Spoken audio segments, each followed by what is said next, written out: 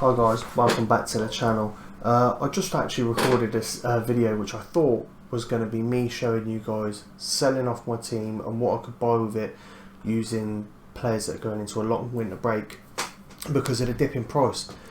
But what I actually found out is I've missed the dip. So that video has been and gone. But what I wanted to show you is exactly how I've missed the dip. And if you were thinking of doing this, maybe just pump your brakes. So it's still going to be a value, I hope, to some of you. So I was looking at even Audets, and if you have a look at his prices, if we go to 6 months, obviously you've got this one outlier which was a crazy price, but they're all in and around the same. Now if I go to 1 month, you'll see these prices up in around 1.1, 1.2, and then they dropped to 0.9, 0.085, back to 1, and then they start climbing. And you could do this with a lot of players. I'm probably going to pick someone that isn't that doesn't do that now, but let's go to 1 month. His prices drop down as low as 0.74, then up to 0.8, 0.9, and then he's in and around 0.09, and then he climbs up, and then and it seems like I'm not a million mile away with this. I think this idea a week ago was probably perfect, but it just seems as if all these players have just had they've had their moment, they've had their dip, and people have realised it far too quick for me. Unfortunately, there's some very clever people. Okay, so Mori's actually gone the other way, so good thing I didn't find him first, right? So he was up at about 1. He's about a 1.2 player.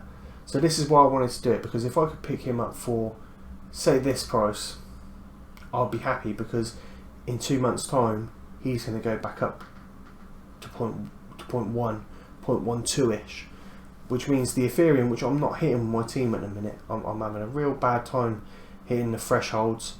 I mean, if I could pick him up for this sort of price, that's a scandalous price. But yeah, the Ethereum thresholds right now. Let me show you how I got on this week. So this is my team, which you probably can't see because my fat head's in the way. But basically, I've got one player who's a DMP. So yeah, I've got Edgar Barreto. He DMP'd this week. I actually bought him because my centre back William Janssen was I don't know what's the score there, but he ain't getting a game time. Svenkum's comes back in the team, plays well. De Poitre does okay. Boolinger does okay. My keeper even turns up and kits me 40 points. That's pretty poor, but I could have got away with it. All I needed was him to play, and I would have been in and around the first set of threshold. So what I wanted to do was sell this team, which if I went on best offer would have got me in and around 0.23. So if we say 0.2, I wanted to use that 0.2 and go and pick up players like Moro, who drops to this sort of price from what, 0.1, and they're better point scorers. I know he's had a poor last 5 in comparison. His poor last 5 is still way better than like 2 or 3 of the guys in mine, and he plays 100% perfect. That's all you need for the threshold teams. So my aim was to pick up players like him and like Audets, but I wanted Audets like here. I wanted him at 0.8. I don't want him up at over 0.1, because then that's half of the money gone. You know, that's half of the Ethereum gone straight out of the team on one player. It's nearly all of it on 2 players. So that's why I didn't do it.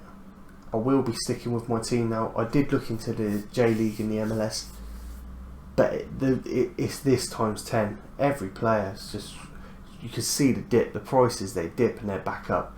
So for me, I won't be doing it. Let me know in the comment section if you did do this, if you did drop out and you caught the dip, because I'd like to touch base with you in a few months after this winter break and just see how these prices come back and how they bounced. because I think it's a great way of making your Ethereum up. If you could keep an Ethereum team bouncing and pick these players up, you're really onto a winner. But I can't do that, obviously, with my budget.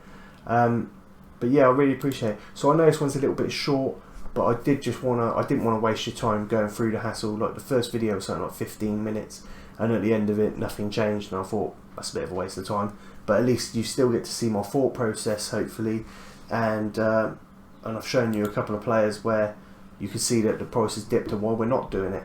So hopefully that helps. Obviously, I've said it before, I feel like you have to say it now. This isn't financial advice. If you still want to go for this, then by all means go for the method. I'm sure these players are still going to bounce back and get you some money, but like I say, that's my opinion. I'm no financial advisor, and as you've just seen my Ethereum team, I'm not that great at this game either. I'm just a guy documenting his journey. If you enjoy this sort of content, or if you want to follow along with my journey and how things are going, I'm a low budget player, as I've said before. Subscribe to the channel and like the video. Hopefully YouTube's algorithm pushes this out to more people like myself, hopefully like you, who want to see this sort of thing. So yeah, I appreciate you guys for watching this far, and I'll catch you in the next video. See you later.